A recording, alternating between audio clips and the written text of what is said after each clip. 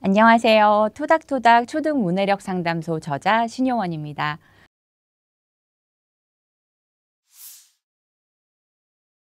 아이가 태어나면서부터요, 대한민국에서 아이를 키우는 부모님들이라면 누구나 너나 할 것 없이 시작하는 것이 있습니다. 바로 책 육아죠. 우리는 그동안 정말 많이 읽어줬어요. 그리고 아이가 혼자 책을 읽게 되기 시작하면서부터도 아이들을 도서관에 데리고 간다든지 서점에 데리고 간다든지 좋은 책들을 읽도록 독려를 해왔어요. 우리가 왜 이렇게 책을 많이 읽히고 아이가 책과 멀어지지 않게 하기 위해서 분투를 해왔을까요? 아마 그것은 다들 아시다시피 문해력 때문이었을 겁니다. 이제 문해력 하면 귀에 못이 박힐 정도로 문해력을 키워야 된다, 중요하다라는 말씀들을 많이 들어오셨을 텐데, 문해력이 없으면 뭐 나중에 공부를 하기가 어려워진다, 뭐 성적이 나오지 않는다, 조금 먼 이야기지만 더 나아가서 대학 가기도 힘들어진다, 이런 이야기들을 숱하게 들어오셨을 거예요. 그래서 문해력 하면 사실 뭐 시작하기도 전에 좀 진이 빠지거나 아니면 좀 불안하고 두려운 마음이 들기 마련인데요. 우리가 문해력을 그렇다면 아이들에게 잘 키울 수 있도록 도와줘야 되는데, 그것의 대표적인 방법으로 책을 많이 읽어라.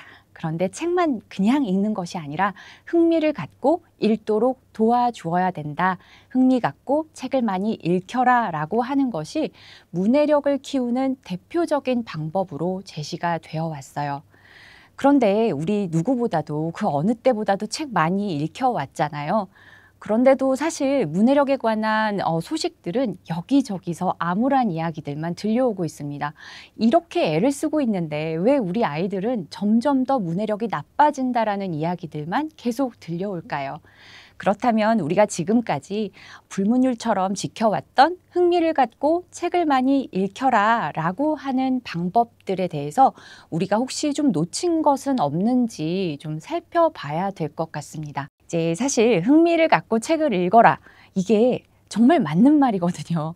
그런데 반은 작동을 하고 반은 작동을 하지 않습니다. 거기에서부터 문제가 생기는데요. 영유아기를 거쳐서 초등학교 저학년 때까지는 흥미를 가지고 책을 읽는 것이 어느 정도 작동을 합니다. 그런데 아이들이 좀 커가면서 중학년, 그러니까 3, 4학년 이상이 되면 사실 내가 재미만을 갖고 읽을 수 없는 주제의 지문들, 교과서의 지문도 어려워지고요. 내가 좀 관심이 없는데, 어려워 보이는데 이거 좀 잘 못 읽을 것 같은데 라고 생각되는 글들을 읽기 시작하는 때가 오면 사실 흥미라고 하는 것만으로는 책을 읽는 행위로 이어지기가 어렵다라는 거예요. 그러면 우리가 책을 읽는 행위라고 하는 것, 뭐 사람이 다 그렇죠. 인간이 어떤 행동을 하기에는 어떤 동기가 필요한데, 우리가 책을 읽는 어떤 행위를 이끌어가는 내적 동기에 사실 대표적인 것이 흥미지만, 흥미 이외에 초등학교 고학년이 되면서 정말 잘 작동되어야 되는 내적 동기가 있어요. 그 내적 동기를 우리가 지금까지 좀 허투루 생각하고 놓쳐서 아이들이 읽기도 전에 겁부터 먹고, 나는 좀 재미가 없나 봐, 나는 이거 좀 잘 못 읽나 봐 라고 해서 그냥 읽지 않고 포기해 버리는 아이들이 많아졌다라는 겁니다. 그러면 우리가 초등학교 고학년이 되기 전에 아이들에게 키워줘야 되는, 조금 자극해줘야 되는 내적 동기에는 뭐가 있을까? 그것은 바로 읽기 효능감입니다. 이제 읽기 효능감이라고 하면 어떤 거냐면, 내가 이거 정도는 읽어낼 수 있지, 내가 이 정도는 할 수 있지 라고 생각하는 그런 마음이에요. 나의 읽기 능력에 대해서 스스로 믿는 어떤 믿음 같은 건데요. 이제 재미있는 것은 이 읽기 효능감이 읽기 능력과 이렇게 비례관계에 있는 건 아니라는 거예요. 다시 말해서 읽기 능력이 좋은 아이들이 반드시 나 이거 읽을 수 있어 라고 하는 읽기 효능감이 있지는 않다는 겁니다. 반대로 읽기는 뭐 그럭저럭 뭐 적당히 읽는데 읽기 효능감이 높은 아이들도 있어요. 그런데 이 읽기 효능감이 없으면 초등학교 고학년이 되어서 조금 재미없어 보이는 글, 읽기 어려워 보이는 글들을 읽어낼 힘을 잃는다는 거죠. 그러면 우리가 지금 여기에서 좀 생각해 봐야 되는 것은, 그럼 읽기 효능감이라고 하는 것은 우리가 어떻게 키워줘야 되는 거지? 라는 것들을 우리가 좀 생각해 봐야 될 것 같아요. 이제 읽기 효능감이라고 하는 것이 아이들이 자라면서 스스로 쌓아가는 어떤 능력이 되기도 하지만, 사실 아이들이라고 하는 것은 나에게 중요한 인물, 뭐 부모님, 선생님, 주변의 어른들이 나를 어떻게 바라보는지 그 시선에 따라서 사실 자기 뭐 기대감이라고 할까요? 자기 자신에 대해서 좀 조절해 나가는 현상을 보이는데, 그렇다면 이 효능감이 떨어지는 아이들은 그동안 나에 대해서, 나의 읽기에 대해서 주변에서 독려해 주거나 좀 용기를 북돋워 주는 이야기들을 많이 들어오지 못했을 확률이 좀 높아요. 그래서 이쯤에서 아이들이 초등학교 고학년이 되기 전에, 우리가 흔히 9살을 그 언어 발달의 변곡점이라고 하는데요. 그 9살이 지나기 전에 9살 즈음이 되었을 때 아이들에게 읽기 효능감을 좀 키워줄 필요가 있습니다. 그럼 이걸 어떻게 하느냐? 아이들이 이제 책을 읽어 나가고 읽기와 관련된 혹은 문해력과 관련된 어떤 성장들을 조금씩 보일 텐데요. 이를테면 지난주에는 한 장도 제대로 읽기 어려웠던 아이가 뭐 3일, 4일 계속 읽어 나가는데, 오늘은 서너 장을 그냥 쑥 별 무리 없이 읽었다라는 어떤 성장을 발견을 하셨다면, 그 작은 성장을 발견하시고, 네가 지난주에는 이거 한 장 읽기도 너무너무 버거워했었는데 오늘은 이렇게 읽는 거 보니까 네가 읽기가 정말 많이 점차 늘어가고 있구나. 이렇게 어려운 거 이렇게 수월하게 읽어내니까 앞으로는 더 잘 읽겠다. 와 같은 아이의 성장, 그리고 아이의 변화에 대해서 잘 관찰하셨다가 칭찬을 해주시면 됩니다. 이제 이런 내적 동기는요, 사실 그 칭찬, 인정, 보상과 같은 외적 동기와 같이 이렇게 좀 상승되는 경우가 많아요. 그래서 아이들에게 뭐 예를 들면 너 30분 책 읽었으니까 30분 게임하게 해줄게, 이런 외적 보상이 아니라 아이의 변화에 대해서 집중해 주시고, 네가 이렇게 성장했다라는 것을 꼭 짚어서 발견해서 아이들에게 용기를 북돋워 주시고 칭찬을 해주시고 인정을 해주신다면, 아이들이 거기에서 오는 나는 이 정도는 읽어낼 줄 아는 사람이라고 하는 어떤 동기를 가지면서 앞으로 좀 어려운 책들도 거침없이 읽어 나갈 수 있게 될 거예요. 이제 두 번째는 책을 읽지 않아서가 아니라 책을 정말 많이 읽었는데, 그런데 초등학교 고학년이 되었을 때, 중학생이 되었을 때 뚜껑을 열어보니까 뭔가 하얀 백지처럼 문해력이라고 하는 능력이 별로 쌓이지 않은 것을 발견할 때예요. 사실 그것만큼 좀 억울한 일이 없을 거예요. 뭐 권장 도서를 다 읽혔고 다른 누구보다도 책을 많이 읽었는데도 불구하고 이 문해력이라고 하는 능력이 제대로 발휘를 하지 못할 때, 우리들은 좀 아유, 이거 도대체 어떻게 된 일이지? 이거 왜 이렇게 된 거지? 라고 깜짝 놀라는 경우들이 많이 발생을 하게 되는데요. 이제 이런 경우에는 우리가 문해력이라고 하는 어떤 능력을, 책을 읽고 그리고 그 내용을 이해하는 능력이라고 하는 굉장히 좀 좁은 원을 그려서 문해력을 이해하고 있을 때 주로 발생합니다. 그러니까 다시 말해서 아이들이 예를 들어 뭐 소설, 이야기책, 그림책을 읽었다라고 생각을 할게요. 그 책을 읽을 때 스토리를 이해하는 데만 급급해서 그냥 그 스토리만 계속 쫓아가는, 이 사람이 이런 일이 있었고 그래서 A와 좀 다툼이 있었고 그런데 어떤 일이 벌어져서 극적으로 해결이 됐어. 그래서 해피엔딩을 맞았어. 라고 하는 그런 겉에 드러나는 스토리만 쫓아가는 일종의 영혼 없이 책을 읽는 경우, 혹은 비문학 도서의 경우에도 글 쓴 사람이 어떤 지식을 전해줬다라고 한다면, 그렇구나. 그런 일이 있었구나. 그런 거구나. 오케이, 알았어. 라고 그냥 그저 영혼 없이 받아들이는 수용적인 읽기를 했을 때, 책을 많이 읽었음에도 불구하고 문해력이 떨어졌다라고 하는 좀 씁쓸한 어떤 현실과 맞닥뜨리게 되는 거죠. 그럼 우리는 어떻게 읽어야 된다는 거냐? 책만 많이 읽으면 되는 거 아니냐? 그것마저도 힘든데 우리는 어떻게 읽어야 되는가라는 것이 궁금하실 텐데요. 책을 읽을 때 저는 꼭 이런 얘기를 드려요. 무조건 오늘 읽었던 어떤 내용, 뭐 한 주제에 대해서 한 장, 뭐 두 장, 한 챕터를 읽었다라고 생각을 한다면 그 안에서 네가 질문거리를 만들어 보라라고 지시를 하셔야 합니다. 그러니까 이제 질문을 하라고 하면 제가 이제 뭐 강연장에서 만나는 뭐 학부모님들이나 아이들에게 짧은 글을 읽게 하고 질문을 만들어 보세요라고 하면 재미난 것이 열에 여덟이며 아홉 어린이들과 부모님들이 만들어내는 질문은 이 단어의 뜻을 모르겠어요. 아니면 이 문장이 무슨 말인지 모르겠어요 라고 하는 내가 잘 모르는 것에 대해서만 좀 질문을 하는 경향이 있어요. 그런데 문해력을 높이는 질문은 물론 그런 모르는 것들을 질문할 수도 있지만 그것이 아니라 이거 읽어보니까 좀 이상한데? 아니면 내가 생각한 것과 다른 쪽으로 흘러갔는데 이거 좀 이상해. 아니면 맞아 이거 내가 전에 생각했던 것, 내가 전에 알았던 게 여기에도 나왔네 라는 어떤 새로운 발견, 혹은 이 책의 제목은 도대체 왜 이렇게 지은 거지? 혹은 이 글을 쓴 글쓴이는 이걸 대체 왜 썼을까? 무엇 때문에 썼을까? 난 도무지 이건 받아들일 수가 없네. 굉장히 이상하네. 왜 이런 근거를 만들었지? 왜 이거에 대해서 설명하지 않았지? 라고 하는 어떤 의문점들을 만들어내는 것, 질문을 만들어내는 능력, 그 힘을 좀 키워가는 것이 문해력을 키우는 가장 좋은 방법 중에 하나입니다.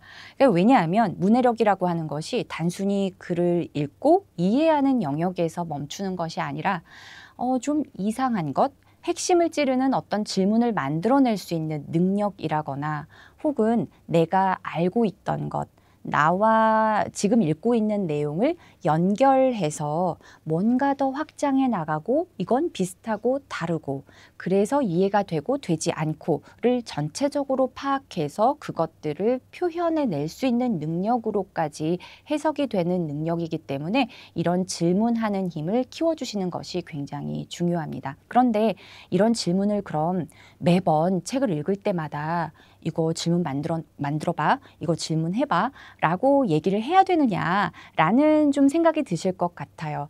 그런데 몇 번만 아이들에게 오늘의 질문을 한번 만들어봐. 오늘 질문 뭐였어? 이거 읽으면서 좀 이상한 거 발견하지 못했어? 라는 질문들을 한 몇 차례만 해보면 아이들은 특별히 뭐 질문을 만들어내지 않더라도 부모님들이 어떤 질문 만들었어? 라고 확인해 보지 않더라도 자기도 모르게 글을 읽으면서 그냥 속으로 이거 좀 이상한데? 이건 좀 좋은데? 뭐 이건 좀 나쁜데? 라는 어떤 판단을 내리면서 읽는 습관이 무의식적으로 생겨나게 시작할 거예요. 그런데 여기서 중요한 것은 질문을 했다라고 해서 그 질문에 대한 어떤 대답을 찾으려는 노력은 굳이 하지 않으셔도 돼요. 아이들이 만드는 질문이 대답이 있는 질문이라기보다 이건 좀 내가 받아들이기 힘든데 이건 좀 이상한데 라고 하는 것들이 특별히 대답이 없는 질문일 때도 많기 때문에 우리가 여기서 중요한 것은 대답을 찾기 위해서 하는 질문이 아니다라는 것들을 좀 유념해 두시면 좋겠어요. 그럼 이렇게 질문을 하면서 그냥 좀 말로 때우면서 이렇게 글을 읽을 수도 있고요. 이제 글을 읽을 때 또 하나 강조를 드리는 점은 바로 연필로 읽기입니다. 그러니까 이제 연필로 읽기가 뭐야? 눈으로 읽는 건데 라고 생각하실 텐데요. 이제 연필로 읽기가 이제 다시 말해서 쉽게 말해서 밑줄 긋기예요. 그런데 우리 밑줄 긋는 게 중요하다. 긋는 순간 우리가 책을 대하는 태도가 달라진다라고 하는 여러 가지의 어떤 이야기들이 많이 있지만 사실 실제로 굉장히 흔한 방법 같지만 실제로 하고 있는 사람은 별로 많지 않습니다. 근데 이제 아이들에게 밑줄을 긋는 연습을 시키는데요.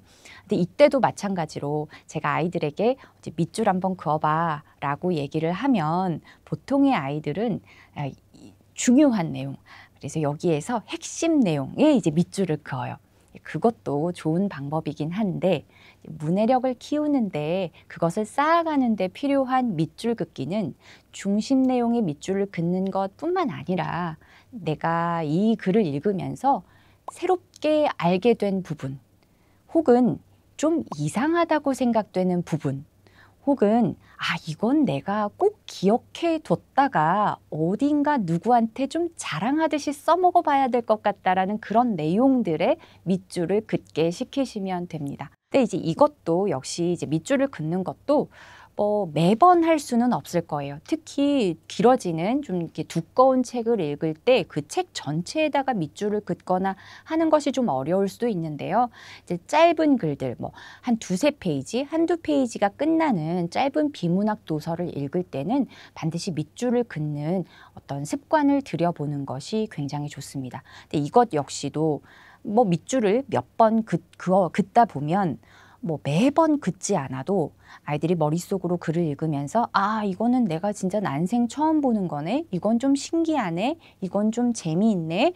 라는 생각을 꼭 밑줄을 긋지 않아도 하면서 읽는 것. 그러니까 다시 말해서 생각하면서 읽을 수 있는 어떤 습관을 키워주는데 밑줄 긋기만큼 좋은 방법은 없다고 생각을 해요. 자, 그래서 이제 이렇게 우리가 밑줄을 긋거나 혹은 질문하는 습관을 키워가면서 글을 읽었는데요. 그럼 이제 여기까지만 하면 우리가 읽기만 하면 사실 문해력이 이제 다 완성이 되는 거 아닌가라고 생각할 수가 있는데 조금 안타깝게도 이제 읽기 이외에 이제 문해력이라고 하는 것이 조금 전에도 말씀드렸던 것처럼 단순히 글을 읽고 이해하는 능력이 아니라 여기에서 나와의 어떤 관계, 이 글이 어떻게 만들어졌는지 도대체 왜 이런 논리를 갖고 쓰여졌는지에까지 우리가 사고를 확장해서 그것에 대한 나의 생각을 좀 배열하고 배치해서 다른 사람들에게 말이 되게끔 표현하는 능력까지를 가져야 우리가 얘가 좀 문해력이 자랐구나. 이 사람이 좀 문해력이 있는 사람이구나 라는 판단을 하게 됩니다. 그렇게 하기 위해서는 우리가 읽기 이외에도 어휘라거나 혹은 쓰기라거나 더 나아가서 우리가 듣는 스킬 그리고 말하는 스킬까지도 어느 정도는 연습을 해두면 사실 문해력을 키우는데 상당한 도움을 받을 수가 있어요. 근데 이렇게 생각하면 이제 많은 부모님들께서는 읽기 하나도 하기가 어려워 죽겠는데 지금 이 모국어를 듣기도 하고 말하기도 하고 쓰기도 하라는 이야기냐라고 생각하실 수도 있는데요.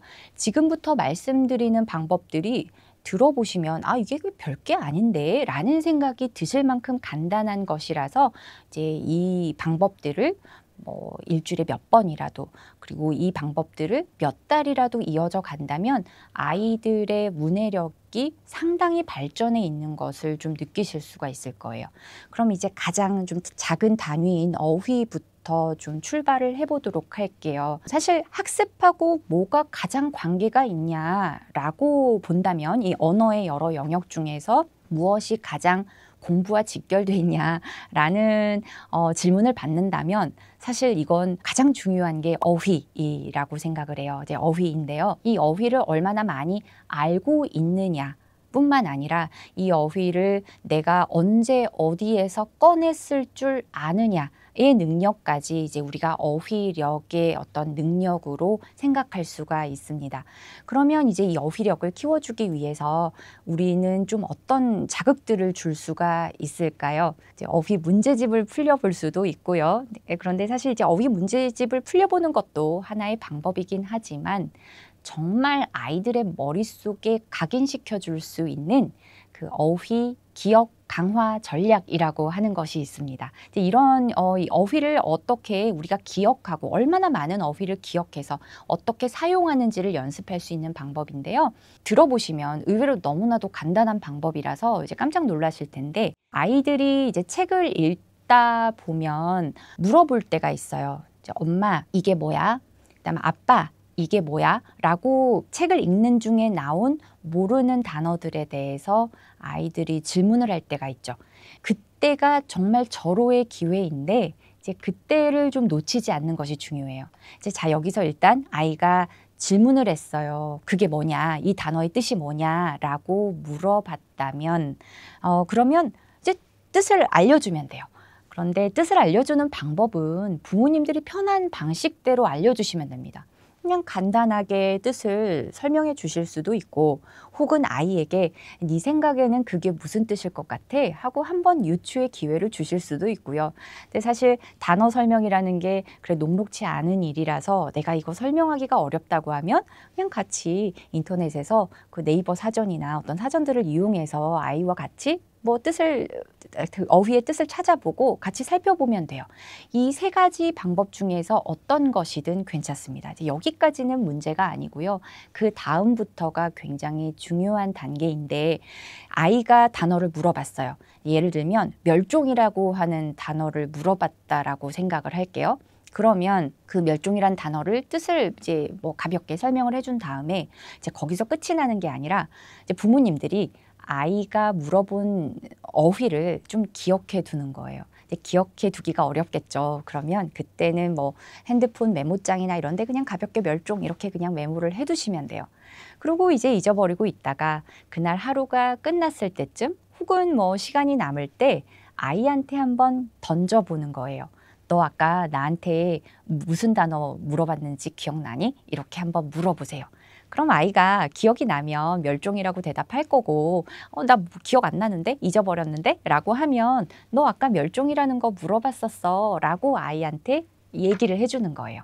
그리고 그 다음에 너 근데 그 멸종이라는 단어가 아까 어떤 내용에서 나왔는지 기억나? 뭐 너 어디서 뭐 읽다가 그거 나한테 물어본 거였지? 이렇게 다시 한번 기억을 끄집어낼 수 있도록 해요. 그럼 아이가 대체적으로 기억을 할 거예요. 근데 기억을 못 한다고 해도 괜찮아요. 그래서 뭐 이런 내용에서 멸종이 나왔어. 이제 라고 이야기를 해주면 아, 그래, 맞다. 거기서 나왔다. 그럼 멸종이 뭐 무슨 뜻이었지? 무슨 뜻이었는지 기억나니? 해서 아이가 스스로 멸종이라는 단어를 설명할 수 있게, 그 의미를 설명할 수 있게 좀 기회를 한번 주는 거예요. 여기까지만 해도 사실 우리가 어휘라고 하는 것이 우리가 수많은 정보가 머릿속으로 들어오면 그게 이제 계속 머릿속에 기억에 남을 것 같지만 사실 우리가 계속 꺼내 쓰고 그다음에 다시 또 집어 넣었다가 그런 반복의 과정을 거쳐야 이 단어가, 이 정보가 정말 나의 것이 되는 것인데 이 반복의 역할을 한번 해주는 거예요. 그래서 이렇게 한번 꺼내보고 이제 여기서 우리가 뭐 끝나도 정말 괜찮은데 훌륭한데 한 걸음 더 나가보자면 아이에게 조금 더 욕심을 내보자면 이제 멸종이라는 단어로 너 한번 문장 한번 만들어 볼래? 라고 시켜보는 거예요. 사실 이 문장 만들기는 언어 능력을 이제 발달시키는 데 있어서 키우는 데 있어서 굉장한 역할을 하는 겁니다. 그래서 우리가 문장 만들기 하면 좀 허투루 생각할 수가 있는데요. 이제 멸종으로도 한번 문장 한번 만들어 볼래? 라고 한번 시켜보고 아이가 그 멸종이라는 단어로 생각을 막 조합을 해서 뭐 어떤 걸로 만들어 보지 좀 고민을 해서 만들어내는 그 문장과 그리고 그 과정들이 아이들의 뭐 사고력, 그다음에 뭐 뭔가 언어를 조합해내는 능력, 이 모든 면에서 상당한 도움을 줍니다. 그래서 이제 멸종으로 이제 문장을 만들어 보는 것까지 이제 여기까지 하면 우리가 어휘 기억 강화 전략이 마무리가 되는 거예요. 근데 어휘를 우리가 공부할 때 가장 잘 습득하게 되는 경우는 나에게 필요한 것, 내가 아까 좀 몰랐던 것, 나의 어떤 필요에 의해서 그 어휘를 알게 되고 깨달아가고 그것들을 반복해서 연습하면서 그것들을 기억해 나가는 게 가장 좋은 방법입니다. 그래서 아이가 책에서 혹은 뭐 어떤 텔레비전을 보다가 어떤 영상 자막에서 나온 단어든 어떤 모르는 것들을 물어보았을 때 그것에 대해서 이렇게 대답을 해주고 더 나아가서 그 기억을 좀 강화해 줄 수 있는 이런 활동들을 한다면 아이에게 굉장히 큰 도움이 될 거예요. 우리가 말로 이렇게 하나의 어휘로 문장을 만들어 보는 연습을 했는데요. 이제 여기에서부터가 사실은 쓰기로 이어질 수가 있습니다. 이제 말로 문장을 만드는 것, 우리가 문장을 만든다라고 하는 것은 글쓰기의 출발점이 될 수 있기 때문인데요. 글쓰기라고 한다면 사실 글쓰기를 좋아하는 아이들은 많지 않을 거예요. 이제 글쓰기라고 하는 것이 너무나도 하기 싫은 영역, 그리고 부담스럽고 버거운 이유는 글쓰기라고 하는 것이 너무나도 거대한 산 같죠. 그래서 뭔가 잘 써야 될 것 같고 멋있는 문장, 그리고 예쁜 문장, 굉장히 좀 있어 보이는 것들로 막 채워 나가야 할 것 같은 부담감이 드는데요. 사실 글쓰기의 시작은 이제 문장에서부터 출발을 해야 됩니다. 아까 우리가 어떤 단어를 가지고 문장을 그냥 말로만 우리가 표현을 해 봤는데요. 이제 아이들이 말로 이렇게 문장을 만들었을 때 부모님들이 이것을 좀 자연스럽게 쓰기로 이어져 가는 방법 중에 하나는 아이들에게 이렇게 얘기를 하는 거예요. 실제로 아이가 이제 말로 어떤 단어를 가지고 문장을 만들 때 점점 아이들의 좀 수준이 높아지거나 꽤 잘 만들었다 싶은 문장들이 있을 거예요. 그럴 때마다 아이들에게 네가 지금 만든 문장이 진짜 굉장히 멋있는데 진짜 좋아 보이는데 이거 그냥 우리가 얘기만 하고 있으면 이게 그냥 우리가 또 잊어버리니까 메모를 좀 해두자 라고 해서 뭐 집에 있는 화이트보드나 아니면 그냥 아무 공책에 아이들에게 네가 지금 방금 말했던 걸 이게 좀 한 줄로 한번 좀 써놔봐 라고 해서 쓰기로 좀 자연스럽게 이어가는 방법이 있어요. 그래서 이렇게 한 문장 한 문장 쓰는 것들이 좀 익숙해지면 아이들이 내가 그래도 이걸 좀 써봤네, 이거 좀 그럴싸한 걸 내가 써봤네 라는 마음, 뭐 자신감 혹은 좀 성취감들이 쌓여가게 되는데요. 이제 이렇게 단어로 문장을 만드는 연습을 뭐 일주일에 뭐 두세 번이라도 세네 번이라도 시켜보시고요. 이제 그 다음에 우리가 문장을 또 연습할 수 있는 아주 좋은 방법이 연결어미로 문장을 만들어 보게 시키는 거예요. 그러니까 연결어미라고 한다는 것은 뭐 이런 거예요. 뭐뭐뭐뭐 하기 때문에, 뭐뭐 해서, 뭐뭐 하는 바람에와 같은 우리가 흔히 말할 때 혹은 글에서 쓰는 문장과 문장을 연결해 주는 말들인데 이런 것들로 문장을 만들게 시키는 것도 아이들의 어떤 논리적인 글쓰기에 상당한 도움이 됩니다.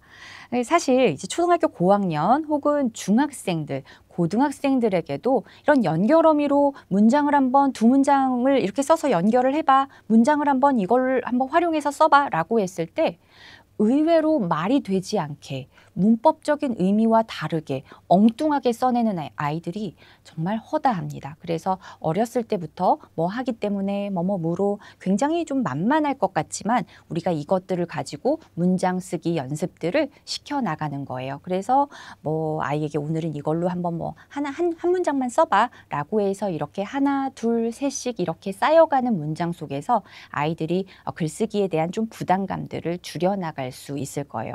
근데 뿐만 아니라 접속사를 이용하는 것도 하나의 방법입니다. 근데 우리가 흔히 알고 있는 접속사들이 있잖아요. 뭐 그리고 그래서 하지만 뭐와 같은 것들, 그런데 뭐 그러므로 뭐 이와 같은 이제 접속사를 이용해서 아이들에게 문장을 만들어 보게끔 하는 것도 아무런 주제를 주지 않고 어떤 특별한 접속사만 제시함으로써 문장과 문장을 만들어봐, 연결해봐 라고 하는 것들이 아이들에게 굉장한 좀 에너지를 쓰게 만들어요. 의외로 이렇게 쉽게 하는 아이들이 많지가 않아서 이런 연습들을 시켜나감으로써 우리가 글쓰기를 시작하는 마음가짐을 조금 더 단단하게 만들어갈 수가 있을 겁니다. 이제 그 다음으로 초등학교 이제 저학년 9살이 아까 중요하다고 말씀을 드렸는데요. 이제 그 이 언어 발달의 변곡점을 지나는 그 시점이 아이들의 글쓰기에도 굉장히 중요한 역할을 하는 시기입니다. 초등학교 저학년 때는 보통 우리가 흔히 말해서 단순 연상적 글쓰기를 많이 써요. 그러니까 단순 연상적 글쓰기가 뭐냐 하면 내가 구름이 되었다면, 뭐 내가 하늘을 나는 새가 되었다면, 이와 같은 아주 편안하게 그냥 자유롭게 생각을 풀어내는 주제에 해당되는 글을 쓰는 거예요. 이 주제로 글을 쓰면 사실 아이들이 좀 편안한 마음에서 그냥 내가 하고 싶은 이야기를 편안하게 자유롭게 할 수 있기 때문에 우리가 초창기에 아이들의 글쓰기에 많이 활용이 되는 방법이에요. 그런데 이제 이런 글쓰기가 계속 고착화되어 가면 아이들은 초등학교 저학년 때 이런 자유로운 자유 주제를 받으면 그야말로 머릿속에 있는 어떤 생각들을 쏟아내 버립니다. 그래서 남이 이해하건 말건 내 머릿속에 막 뭐 이거 다음에 저거, 저거 다음에 이거 그냥 쏟아져 내리는 생각들을 그대로 이제 종이 위에 거의 쏟아내는데요. 이제 그렇게 됐을 때 우리가 다른 사람이 읽었을 때 이게 도대체 무슨 이야기지? 이게 지금 말이 되나? 얘가 어떤 의도로 썼지? 도대체 뭐지? 라고 하는 것을 이해할 수 없는 글들을 계속 써 내려가게 되는 거죠. 이제 그렇게 써 내려가게 되다 보면 사실 이런 글쓰기는 아무리 길게 쓰더라도 우리가 문해력과는 조금 무관한 글쓰기가 됩니다. 그래서 아이들의 마음속에 꼭 심어 주어야 되는 것은 글이라고 하는 것은 막 멋있고 예쁘고 막 반짝반짝거리는 아이디어가 없어도 되지만 내가 쓴 글을 선생님이 우리 반 친구들이 읽었을 때 무슨 말인지 내가 하려고 했던 말을 잘 이해할 수 있게 그리고 설득할 수 있게 쓰는 글이 좋은 글이라고 하는 것들을 꼭 알려주셨으면 좋겠어요. 그래서 우리가 나의 생각을 그냥 그대로 펼쳐내는 글쓰기라기보다는 나의 생각을 어떻게 순서를 정해서 어떤 배열을 해서 이거 다음엔 이 말이 오는 게 사람들이 잘 이해할 수 있겠어. 무슨 말인지 알 것 같아. 라는 생각을 가지고 쓰는 글쓰기를 이어나가다 보면 그 글쓰기가 바로 문해력을 키워주는 아주 중요한 핵심 역할을 하게 됩니다. 자, 그래서 우리가 이런 글쓰기들을 문장에서부터 출발해서 그리고 내가 쓴 문장을 다시 한번 돌아보면서 이 순서대로 써도 사람들이 이해를 할까? 이게 말이 될까? 라는 것을 다시 한번 보는 쓰기 습관을 계속 키워주는 것이 중요하고요. 사실 그 이전에 또 더 중요한 것은 글쓰기에 대해서 부담을 갖는 아이들이 너무나도 많기 때문에 부모님들의 역할은 가장 중요한 역할은 딱 이거 한 가지입니다. 아이의 글을 보고 무조건 아이의 글에서 아주 작은 티끌 같은 장점이라도 장점을 찾아내서 그 장점을 칭찬해 주는 것이 가장 중요한 것이 되겠어요. 그래서 아이들이 자기가 생각하지 못했던 글에서의 어떤 장점들, 예를 들면 네가 이렇게 표현했더니 이 문장에서 이 단어를 썼더니 굉장히 글이 돋보인다. 이렇게 표현하니까 엄마가 이해하기가 너무 좋다. 네가 쓴 글의 제목을 보니까 너무 흥미로워서 너 제목을 참 잘 쓰는 것 같다와 같은 그런 작은 칭찬들을 통해서 아이들은 내가 좀 그래도 쓸 수 있는 사람이구나 라는 생각들을 하게 됩니다. 그래서 글을 쓸 때 아이들이 쓴 글을 보실 때도 사소한 맞춤법 그리고 뭐 이게 좀 틀렸고 이게 말이 안 되고 우리는 더 좋은 글을 만들어주기 위해서 자꾸 이제 한두 개씩 작은 실수들을 다 지적하면서 그것들을 고쳐주면 다음번에 더 좋은 글이 나올 것 같지만 아이들은 사실 그렇지 않아요. 그래서 그런 사소한 실수들 그리고 좀 틀린 부분들은 좀 아주 심한 것 한두 가지 정도만 이건 이렇게 고쳐보면 좋겠다 정도로만 넘어가시되 아이들의 글에서 무조건적으로 아주 작은 것들이라도 칭찬할 만한 것, 좋았던 부분들을 찾아서 독려해 주시면 좋겠습니다. 다음으로는요, 듣고 말한다라는 영역이 있어요. 사실 문해력하고는 너무나도 떨어져 있는 능력 중에 하나라고 생각이 됩니다. 이제 듣고 말하는 건 읽고 쓰는 것과는 또 좀 다른 영역이니까요.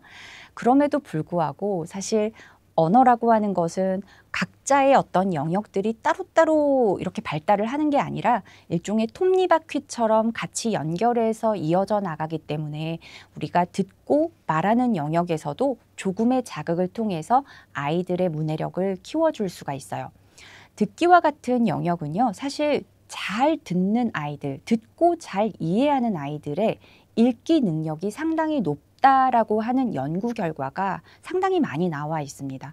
근데 듣고 이해하는 능력이라고 하는 것은 어휘도 정확하게 알아야 되고요. 그 상황도 파악할 수 있어야 되고요. 이제 문법적으로 뭐뭐함으로라는 말이 나왔다면 그 다음에는 이런 내용이 나오겠구나라고 예측할 수 있는 능력들도 포함하기 때문에 사실 읽기 능력과 듣기 능력은 좀 밀접한 관계가 있어요.